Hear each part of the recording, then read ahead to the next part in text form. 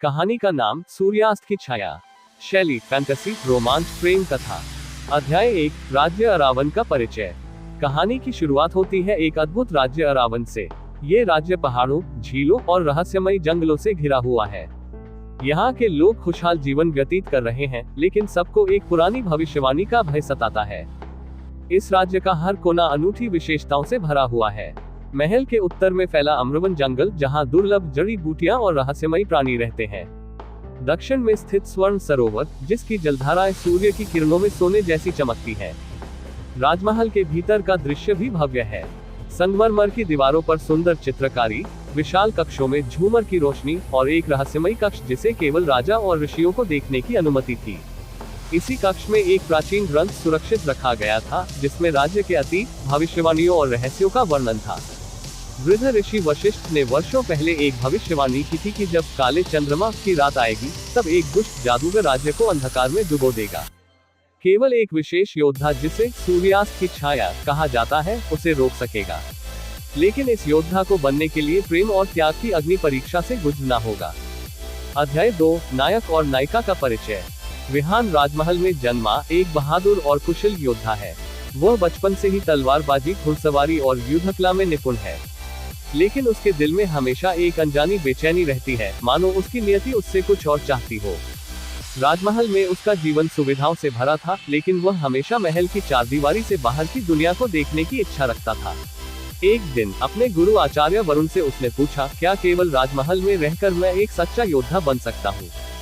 गुरु ने उत्तर दिया, वास्तविक योद्धा बनने के लिए केवल तलवार चलाना काफी नहीं, उसे अपनी आत्मा का भी बल प्राप्त करना होगा।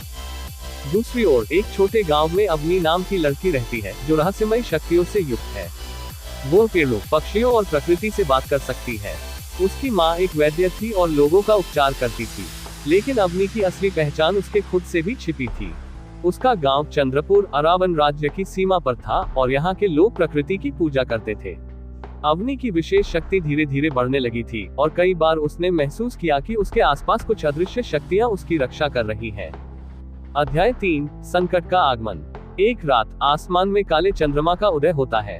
इसी के साथ दुष्ट जादूगर काल्यान अपने दानवों की सेना के साथ राज्य पर हमला कर देता है।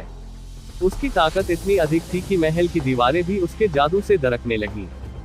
काल्यान को एक अंधेरे ग्रंथ से शक्ति प्राप्त थी, जो वर्षों पहले प्रतिबंधित कर दिया गया था। उसकी काली सेना, जिसमें दैत्य, राक्षस और छाया योद्धा शामिल थे, पूरे राज्य में विनाश फैलाने लगी। राजा विक्रम ने अपनी पूरी सेना को युद्ध में उतार दिया, लेकिन उनकी सेना धीरे धीरे हारने लगी। राजमहल के पुजारी बताते हैं कि केवल सूर्यास्त की छाया ही काल्यान को हरा सकती है, लेकिन ये शक्ति तभी प्रकट होगी जब प्रेम और साहस एक साथ आएंगे।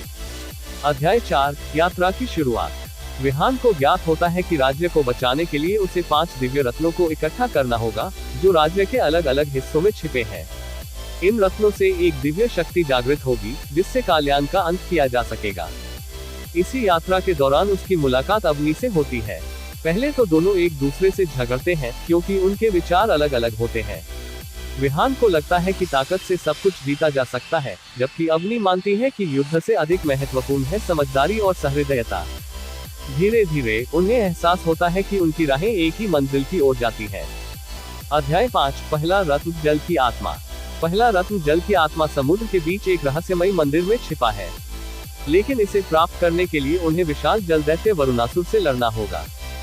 समुद्र की गहराइयों में उतरते ही उन्हें एहसास होता है कि यह कोई सामान्य स्थान नहीं है। पानी के अंदर एक पूरा जल नगर बसा हुआ था, जिसमें पारदर्शी दीवारों के बीच जल युद्ध का अभ्यास किया जाता था। वरुणासुर केवल उसी को रत्न सौंपता था, जो उसके साथ युद्ध में जीतता। विहान और अवनी ने मिलकर वरुणासुर को हराया, लेकिन अवनी ने युद्ध में जीतने के बजाय करुणा दिखाए और उसकी आत्मा को शांति दी। इससे प्रभावित होकर वरुणासुर ने उन्हें जल की आत्मा का रत्न सौंप दिया। अध्याय 6, दूसरा रत्न, पृथ्वी का हृदय। जल का रत्न प्राप्त करने के बाद विहान और अवनी को दूसरा रत्न खोजने के लिए अग्निपर्वत जाना था, जहां पृथ्वी का हृदय नामक रत्न छिपा था। लेकिन इस यात्रा में उन्हें भयंकर तूफानों, खतरनाक जीवों और एक पुराने शाप से जूझना पड़ा।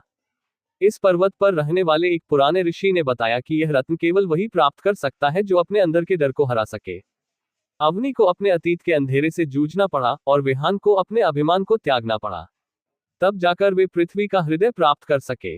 कहानी को आगे बढ़ाया जाएगा, जिसमें रोमांच, प्रेम और संघर्ष के हर पहलू को और विस्तार से दिखाया जाएगा।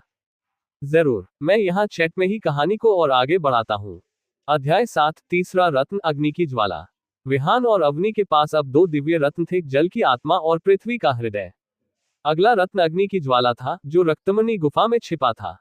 ये गुफा भयंकर ज्वालामुखी के बीच थी, जहां निरंतर आग की नदियां बहती थी।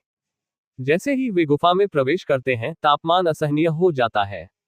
चारों ओर लावा की लपटें उठ रही थी। यहाँ अग्निर्थ, एक अग्निदेवता का प्रहरी, इस रत्न की रक्षा करता था। वह केवल उस योद्धा को रत्न सौंप सकता था जो अपने क्रोध पर नियंत्रण पा सके। विहान को इस अग्नि परीक्षा से गुजरना था, लेकिन जब अग्निर्थ ने अवनी को आग में गिराने की चुनौती दी, तब विहान का धैर्य टूट गया। वह गुस्से में आग से लड़ने लगा, लेकिन जितना वह क्रोध करता, आग उतनी ही प्रबल होती गई। तभी अवनी ने विहान को शांत करने के लिए उसे याद दिलाया कि असली शक्ति धैर्य में होती है। जब विहान ने क्रोध को त्याग दिया और अपने हृदय में शांति लाई, तब अग्निर्थ ने उसे रत्न सौंप दिया। अब उनके पास 3 रत्न हो चुके थे, लेकिन सफर अभी लंबा था। अध्याय 8, चौथा रत्न, वायु का स्पर्श। 3 रत्न पाने के बाद विहान और अवनी को चौथे रत्न, वायु का स्पर्श की खोज में आकाशमठ जाना था। यह एक विशाल तैरता हुआ द्वीप था, जो केवल उन्हीं को दिखाई देता था जिनके हृदय में सच्चाई होती है। आकाशमठ तक पहुंचने के लिए उन्हें संगीत नदी पार करनी थी, जो केवल सही ध्वनियों पर प्रतिक्रिया करती थी। अवनी ने अपनी मधुर वाणी से मंत्र गाकर नदी को शांत किया, और वे आगे बढ़ सके। जब वे आकाशमठ पहुंचे, तो वहां वायु देवता अनंता ने उन्हें चुनौती दी। उन्होंने कहा, जो हवा की तरह हल्का बनेगा, वही इस रत्न को धारण कर सकेगा। विहान को बचपन से ही ऊंचाइयों से डर लगता था, लेकिन इस परीक्षा के लिए उसे इस भय को हराना था। अनंता ने उसे एक पुल पार करने को कहा, जो केवल विश्वास की शक्ति से बना था। अगर उसमें संदेह होता, तो पुल टूट जाता। अवनी ने उसका हाथ थामकर कहा, डर मत विहान, विश्वास करो, और यह पुल तुम्हें गिरने नहीं देगा। विहान ने अपनी आंखें बंद की, गहरी सांस ली, और बिना किसी डर के आगे बढ़ा। जैसे ही उसने पुल पार किया, अनंता ने मुस्कुराकर वायु का स्पर्श रत्न सौंप दिया। अब उनके पास केवल एक आखिरी रत्न बचा था, आकाश का मोती। अध्याय 9, अंतिम रत्न, आकाश का मोती। आकाश का मोती नक्षत्र लोक में था, जो एक जादुई द्वीप था, बादलों से भी ऊपर। लेकिन वहां पहुंचने के लिए उन्हें चंद्रद्वार खोलना था, जो केवल सच्चे प्रेम की शक्ति से खुल सकता था। अवनी और विहान ने कई कठिनाइयों का सामना किया था, लेकिन इस बार परीक्षा अलग थी। द्वार के संरक्षक ने कहा, यदि तुम्हारा प्रेम सच्चा है, तो ये द्वार अपने आप खुल जाएगा। अवनी ने विहान की आंखों में देखा और कहा, हमने साथ मिलकर इतना सफर तय किया है, क्या तुम्हें अब भी संदेह है? विहान ने धीरे से उसका हाथ थामा और कहा, मैं जानता हूं कि बिना तुम्हारे मैं अधूरा हूं। जैसे ही उन्होंने एक दूसरे की भावनाओं को स्वीकार किया, चंद्रद्वार प्रकाश से भर उठा और खुल गया। नक्षत्र लोक में देवी तारा ने उन्हें आकाश का मोती सौंपा और कहा, अब तुम्हारे पास 5 दिव्य रत्न है, लेकिन ये शक्ति तभी काम करेगी जब तुम दोनों साथ रहोगे। अब उनका अंतिम युद्ध काल्यान से था। अध्याय 10, अंतिम युद्ध और नई शुरुआत। विहान और अवनी जब वापस अरावन पहुंचे, तो राज्य अंधकार में डूब चुका था। काल्यान ने अपने दानवों से महल को घेर लिया था, और राजा विक्रम युद्ध में घायल हो गए थे। काल्यान ने हंसते हुए कहा, तुम्हारे 5 रत्न भी मुझे नहीं हरा सकते, क्योंकि मैं अंधकार का राजा हूं। लेकिन अवनी ने कहा, अंधकार केवल तब तक रहता है जब तक प्रकाश प्रकट न हो। उन्होंने 5 रत्नों को मिलाया और सूर्यास्त की छाया शक्ति को जागृत किया। एक दिव्य प्रकाश प्रकट हुआ, जिसने काल्यान की शक्ति को कमजोर कर दिया।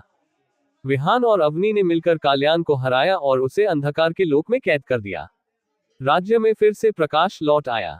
राजा विक्रम ने विहान और अवनी को आशीर्वाद दिया और कहा, आज तुमने सिद्ध कर दिया कि सच्ची शक्ति प्रेम, धैर्य और विश्वास में होती है। कुछ वर्षों बाद विहान और अवनी ने मिलकर अरावन राज्य को और भी शक्तिशाली और शांतिपूर्ण बनाया। वे हमेशा साथ रहे, क्योंकि उन्होंने समझ लिया था कि असली ताकत तलवार में नहीं, बल्कि दिल में होती है। समाप्त।